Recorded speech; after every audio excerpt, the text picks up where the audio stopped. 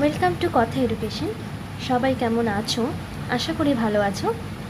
আজকে আমি তোমাদের জন্য ক্লাস 6-এর শব্দদূষণ অধ্যায় থেকে কিছু প্রশ্ন উত্তর নিয়ে এসেছি। তোমাদের এই শব্দদূষণ অধ্যায়টা খুবই ছোট, সেই জন্য এখান থেকে ছোট এবং বড় দু রকমের প্রশ্নই নিয়ে এসেছি। তাহলে দেরি না করে আজকে আমরা আমাদের পড়া শুরু করি। শব্দদূষণ অধ্যায় পড়ার আগে বুঝে নিতে হবে শব্দদূষণ কী। শব্দদূষণ হচ্ছে যে শব্দ মানুষের কানে অসহ্য লাগে, যে শব্দ মানুষের বিরক্তির কারণ হয়ে ওঠে, শরীরকে অসুস্থ করে দেয়, ভালো লাগে না, সেই রকম শব্দকেই বলা হয় শব্দদূষণ। দেখো আমি লিখেও দিয়েছি শব্দদূষণ কাকে বলে। মানুষের সহন ক্ষমতার অতিরিক্ত যে কর্কশ শব্দ পরিবেশ, মানুষের শরীর ও মনের ওপর বিরূপ প্রভাব ফেলে তাকে শব্দদূষণ বলে। কর্কশ শব্দ মানে ভালো শব্দ না, ভালো লাগে না শুনতে সেরকম শব্দ, এবং মানুষের মনের ওপরেও তার প্রতিক্রিয়া খারাপ হয়, তার মনেও ভালো লাগে না এবং কানেও ভালো লাগে না, এবং তার শরীরও খারাপ হয়, মনও খারাপ হয়। যে শব্দ শুনলে এরকম ধরনের শব্দকে বলা হয় শব্দদূষণ। শব্দের তীব্রতা মাপার একক কি? শব্দের তীব্রতা মাপার একক ডেসিবেল। শব্দের তীব্রতা মাপার যন্ত্রের নাম কি? শব্দের তীব্রতা মাপার যন্ত্রের নাম ডেসিবেল মিটার। সাধারণত কত ডেসিবেলের বেশি জোরে শব্দ মানুষ ও অন্যান্য প্রাণী নানা মানসিক ও শারীরিক অসুবিধা হয়?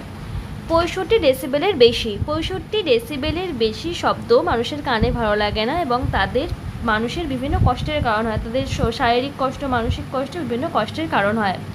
কোন শব্দ কত ডেসিবেল সেটা আমি তোমাদেরকে পরে চার্টের মাধ্যমে দেখিয়ে দিচ্ছি। তার আগে প্রশ্ন উত্তরগুলো করে নিই। যাওয়া যাক পরের প্রশ্নে।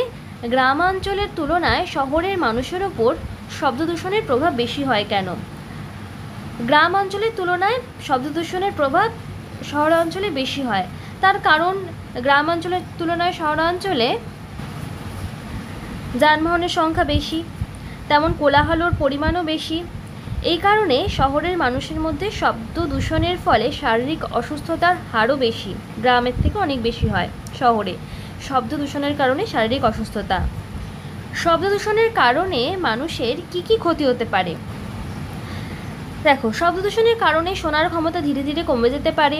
সারাক্ষণ যদি কেউ কানের সামনে অনেক জোরে শব্দ শুনতে থাকে সবসময়, তাহলে তার ধীরে ধীরে শোনার ক্ষমতা আস্তে আস্তে কমে যেতে থাকে। একঘেয়ে শব্দ বিরক্তির সৃষ্টি হয়, ক্লান্তি সৃষ্টি হয়, মানুষের মনে বা শরীরে যন্ত্রণা নিয়ে আসে। এছাড়াও অতিরিক্ত শব্দ রক্তচাপ বাড়িয়ে তোলে।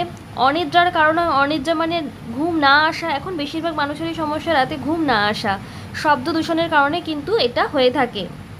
হৃৎপিণ্ডের রোগ অর্থাৎ হার্টের সমস্যা নিয়ে আসে, চোখের রোগ নিয়ে আসে, হজমের সমস্যা হয় মানুষের। এছাড়াও পাকস্থলীর বিভিন্ন রোগ হতে পারে শব্দ দূষণের ফলে।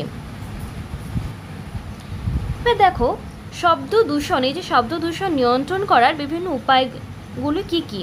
এই শব্দ দূষণ নিয়ন্ত্রণ করার বিভিন্ন উপায় আছে।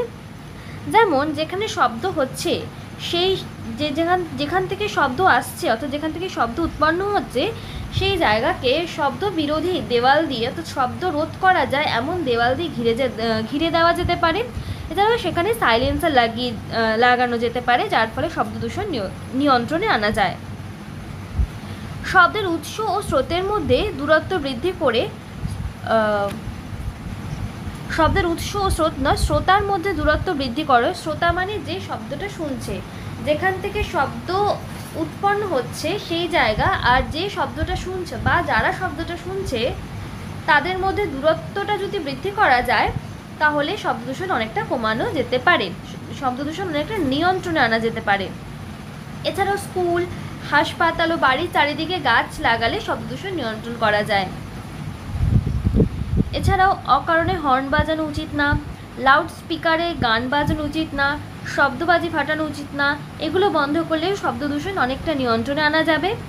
এছাড়াও শহরের নকশা অর্থাৎ শহরের ম্যাপ এমনভাবে করা দরকার যাতে কলকারখানা থেকে এবং হাইওয়ে থেকে মানুষের বসবাসের স্থান দূরে হয়।